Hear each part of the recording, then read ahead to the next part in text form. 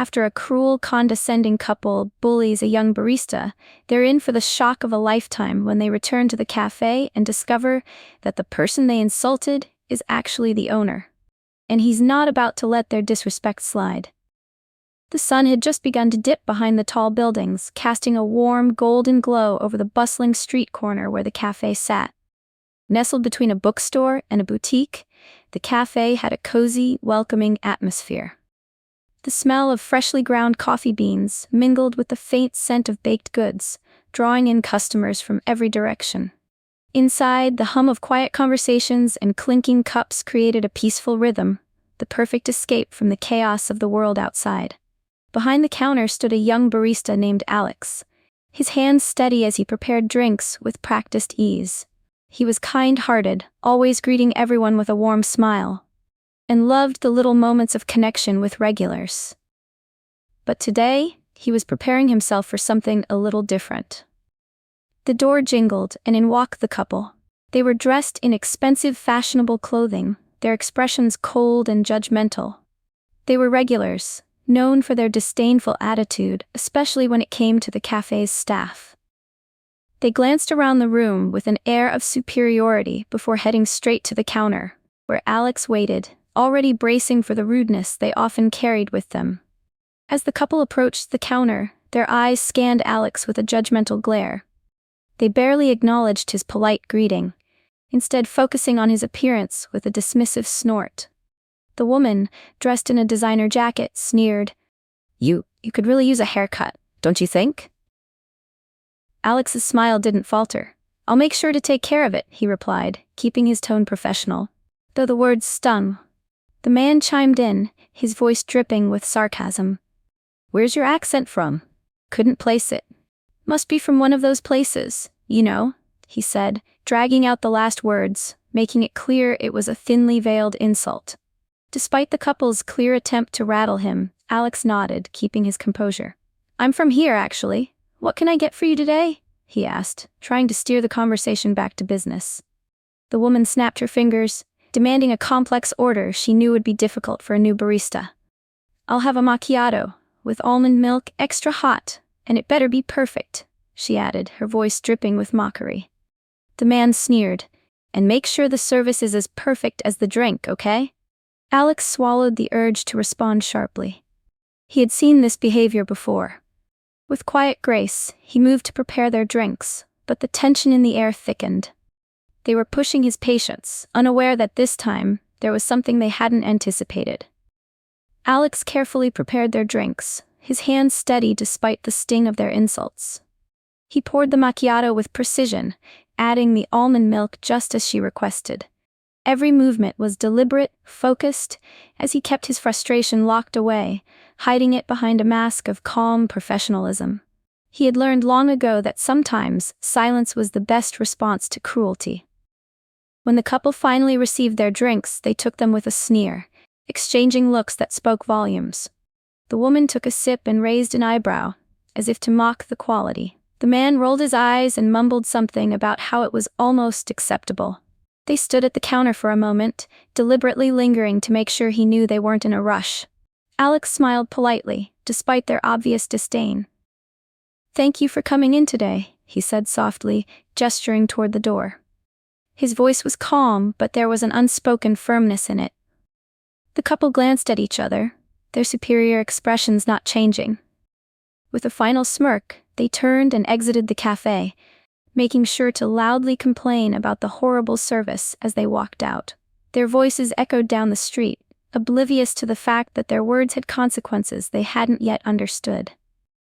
Later that afternoon, the couple returned to the cafe, still smug from their earlier visit. They expected the same laid-back atmosphere, where they could continue their rude behavior without consequence. But as they pushed open the door, they were immediately struck by the shift in the vibe. The cafe, usually quiet and humble, now had a polished energy. The staff moved with greater confidence, and the air was filled with a newfound sense of respect and professionalism. The barista who had served them earlier was now standing behind the counter, but he was dressed differently, his simple uniform replaced by a well-tailored shirt and blazer. He looked more composed, more authoritative. His smile was still warm but carried a firm edge.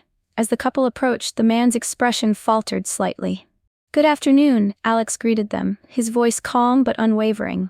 The couple, unsure how to react, hesitated before making their way to the counter.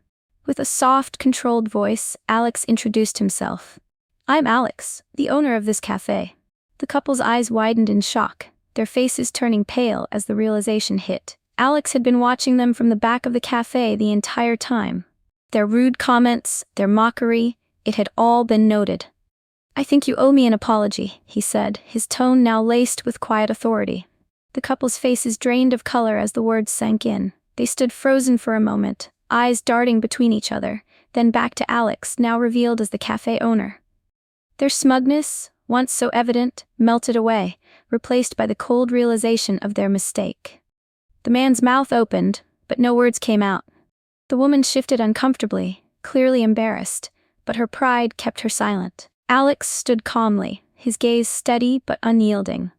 "You both were disrespectful earlier," he said, his voice firm but controlled. "This kind of behavior isn't tolerated here. Not in my cafe. I expect everyone, staff and customers alike, to treat each other with respect."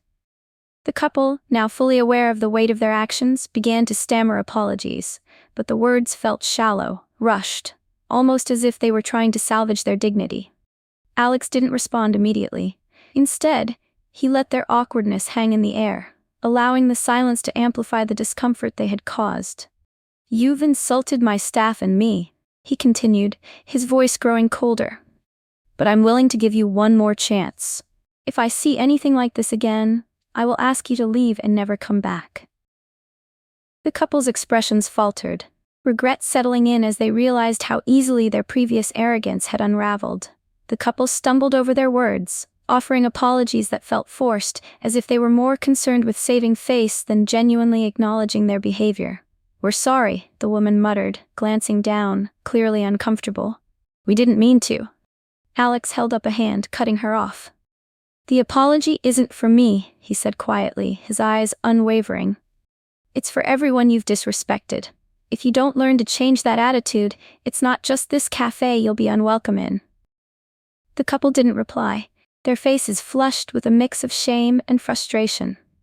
They lingered for a moment, but the air between them was heavy with unspoken regret. Slowly, they turned and left the cafe without another word. Alex watched them walk out the door, their footsteps growing quieter as they disappeared into the distance. His expression was neutral, but inside, he felt a sense of resolve. He had done more than just stand up for himself in that moment. He had stood up for something greater: dignity, respect, and kindness. He had shown that no one, no matter how privileged they felt, was above basic human decency. As the door shut behind them, the cafe seemed to breathe a little easier. The lesson had been learned, and Alex knew he had done the right thing. As the door clicked shut behind the couple, the cafe returned to its usual peaceful ambiance. The soft hum of conversation filled the air once more, the sound of clinking cups and quiet laughter resuming like a familiar melody.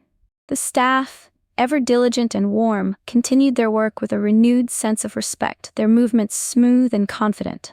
The customers, unaware of what had just transpired, continued chatting, sipping their drinks, enjoying the atmosphere that had always been a sanctuary for them.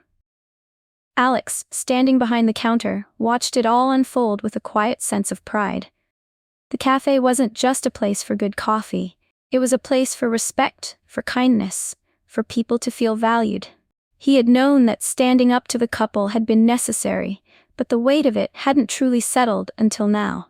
One moment of professionalism, one moment of dignity in the face of rudeness, had shifted everything. As he cleaned the counter, Alex reflected on how that simple act had turned the tables. It wasn't about power, it was about standing firm in what was right. In that moment, he hadn't just defended himself, he had reminded everyone in the room of the importance of respect and decency.